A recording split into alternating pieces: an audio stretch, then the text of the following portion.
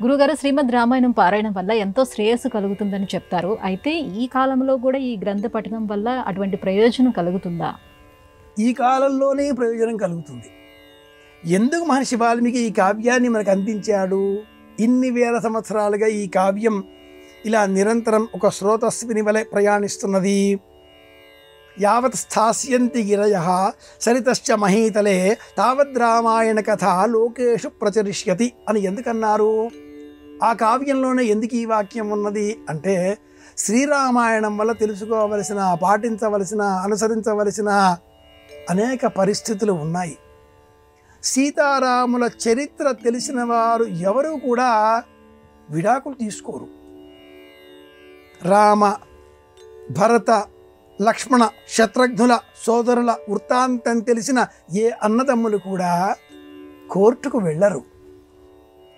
గజం భూమి పెద్దవాడికి ఎక్కువగా పోయింది అన్న కడుపు మంటతో చిన్నవాడు కోర్టుకు వెళతాడు, అన్నను కొట్టించే ప్రయత్నం చేస్తాడు. ఈనాటి కాలంలో మనం చూస్తున్నాం, వాళ్ళకు రామాయణం తెలియదు.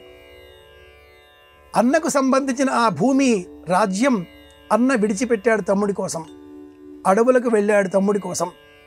తమ్ముడు కూడా ఈ రాజ్యం అన్నది కనుక నాకు వద్దు అన్న చెప్పులు తీసుకువెళ్ళి సింహాసనం మీద పెట్టి పూజిస్తూ కూర్చున్నాడు.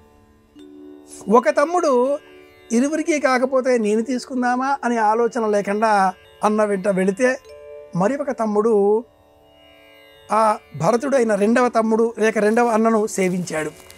అన్నదమ్ముల వృత్తాంతం ఏ విషయం బోధించింది? అలాగే వాలి, సుగ్రీవుడు, జటాయువు, సంపాతి, గుహుడు, శబరి, వాల్మీకి, విశ్వామిత్రుడు, దశరథుడు, కౌసల్య, సుమిత్ర, కైకేయి ఏ పాత్ర తీసుకున్నా ఈనాటి కాలంలో ఈ కథ అనంతమైన నీతిని బోధిస్తుంది. ఈ రామాయణం అంతా కూడా ఒక పాత్ర ఉంది, నిశ్శబ్దంగా ఉండే పాత్ర. ఆ పాత్ర మాండవి, భరతుడి ఇల్లాలు. నిశ్శబ్దంగా ఉండే పాత్ర. తన పాత్ర ఏమిటి, తన పరిధి ఏమిటి, తాను ఏం మాట్లాడాలి, తన ప్రమేయం లేకుండానే వివాహం, తను పట్టపురాణి అవును కాదు అన్న స్థితి. మరి ఒక వైపున లక్ష్మణుడి ఇల్లాలు ఊర్మిళ. 14 సంవత్సరాలు భర్త తన బావగారిని రామచంద్రమూర్తిని సేవిస్తూ వనవాసం చేస్తూ ఉంటే తానేం చెయ్యాలి? అయోధ్యలో నిద్రపోయిందిట. ఊర్మిళాదేవి నిద్ర అన్న పేరిట జానపదుల పాట. ఇది యోగ నిద్ర. మరి ఒక పాత్ర ఉంది, కుంభకర్ణుడి పాత్ర. అది గాఢ నిద్ర, మొద్దు నిద్ర. లేచిన అనంతరం అన్నకి బుద్ధి చెప్పాడు, అయినా కూడా అన్న మాట విని యుద్ధం చేశాడు.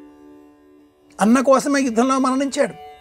తండ్రి మాట జవదాటని రాముడే కాదు, తండ్రి మాట జవదాటని ఇంద్రజిత్తు కూడా మనకు కనిపిస్తాడు.